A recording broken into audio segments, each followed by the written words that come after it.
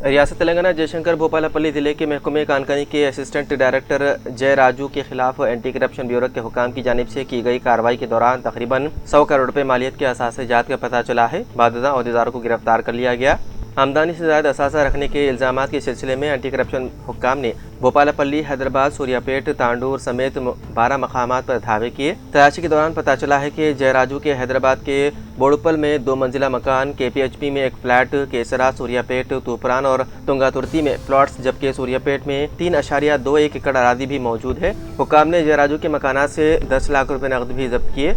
इस दौरान 71 लाख रुपए के बैंक बैलेंस का भी इंकशाफ हुआ है और आधा किलो सोना भी बरामद हुआ है। यह भी पता चला है कि ड्राइवर को मुख्तलिफ मौके पर 24 लाख रुपए मुंतकिल किए गए थे। ड्राइवर ने हुकाम को बताया है कि रेत की नकलो हमल के सिलसिले में वसूल की जाने वाली मामूल रकम जयराजू अपने बैंक अकाउंट में मुंतकिल करवाते थे। ड्राइवर के मुताबिक बाददा ये रकम जयराजू की बेटी को मुंतकिल की जाती थी। ये बात काबिल जिक्र है कि जयराजू को हाल ही में बेहतरीन ओहदेदार के तौर पर अवार्ड से नवाजा गया था।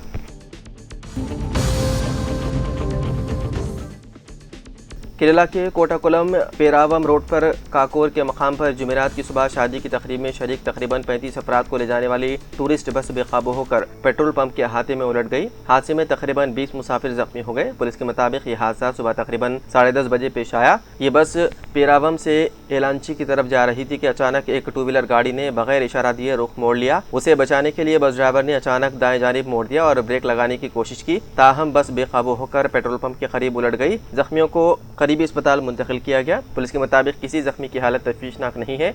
मुकामी अफराद और पुलिस के मुताबिक बस पेट्रोल पंप के करीब निस्फ एक छोटे कंक्रीट के सुतून से टकराने के बाद उलट गई। खुशकिस्मती से बस ने पेट्रोल डिस्पेंसर, ईंधन भरवा रही एक कार और एक दूसरी 2 व्हीलर गाड़ी को बाल बाल बचा लिया। अगर बस पेट्रोल डिस्पेंसर से टकरा जाती तो बड़े पैमाने पर आग लगने का खतरा पैदा हो जाता था।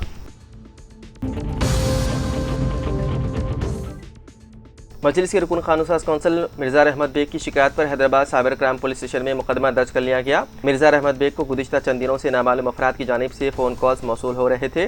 फ़ोन करने वाले अफराद उन्हें धमकी दे रहे थे कि अगर उनकी जानिब से मांगी गई रकम अदा नहीं की गई तो उनके डीप फेक और एडिट की गई तस्वीर और वीडियोस वायरल की जाएंगी। मुलजिमीन ने कई मरतबा फ़ोन करके कहा कि रकम अदा न करने की सूरत में उनके ख़ानदान की इज़्ज़त व वक़ार के साथ साथ उन्हें सियासी तौर पर भी मुश्किलात का सामना करना पड़ेगा। उन धमकियों के बाद MLC ने पुलिस से रुजू किया, जिस पर जुमेरात के रोज़ मुकदमा दर्ज कर लिया गया। फ़ोन करने वाले अफराद कौन हैं, इस जाविये से पुलिस ने तहकीकात शुरू कर दी। पुलिस फ़ोन नंबर्स और दीगर तकनीकी शवाहिद की मदद से मुलजिमीन की शिनाख्त करने की कोशिश कर रही है।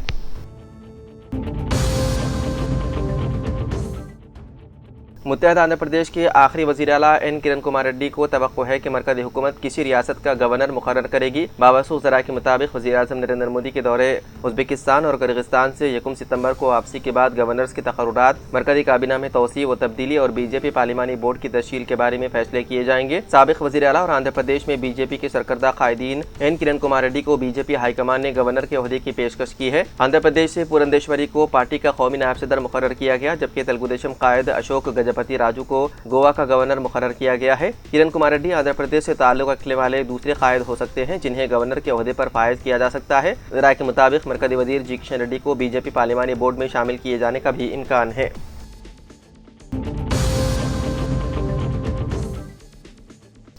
जामिया निज़ामिया के तहत मौकूफ़ा जायदाद के तहफ़्फ़ुज़ के सिलसिले में चीफ एग्जीक्यूटिव ऑफिसर वक्फ बोर्ड जनाब मोहम्मद असदुल्ला से मुलाकात के लिए हज हाउस पहुँचने वाले वक्त के साथ होने वाली बदतमीज़ी के खिलाफ वक्त ने शदीद एहतजाज करते हुए कहा कि उन्हें CEO वक्फ बोर्ड से मुलाकात से रोक दिया गया और ये कहा गया कि CEO की आवाम से मुलाकात के औकात 3 से 4 बजे से पहर और उस वक्त ही उनसे मुलाकात मुमकिन हो सकती है। चीफ एग्जीक्यूटिव ऑफिसर, जो कि इस हंगामाराई के दौरान अपने दफ्तर में मौजूद नहीं थे, की आमद की इत्तला मौसूल होते ही वक्त के जिम्मेदार हज हाउस की ज़ेर मंजिल पर पहुंचे, लेकिन हंगामाराई की इत्तला के साथ ही CEO वक्फ बोर्ड, जो कि हज हाउस पहुंचे थे, वापस रवाना हो गए। बताया जाता है कि जामिया निज़ामिया की जायदाद के तहफ़्फ़ुज़ के मामले में वक्फ बोर्ड के जिम्मेदारों से इस्तिफ़सार करने के लिए पहुंचने वाली जॉइंट एक्शन कमेटी के जिम्मेदारों ने तहरीरी याददाश्त हवाले की और मुतालबा किया कि सर्वे नंबर 83-1 में मौजूद मौकूफ़ अरादी के तहफ़्फ़ुज़ के सिलसिले में वक्फ बोर्ड की जानिब से किए जाने वाले इक़दामात से उन्हें वाकिफ़ करवाया जाए।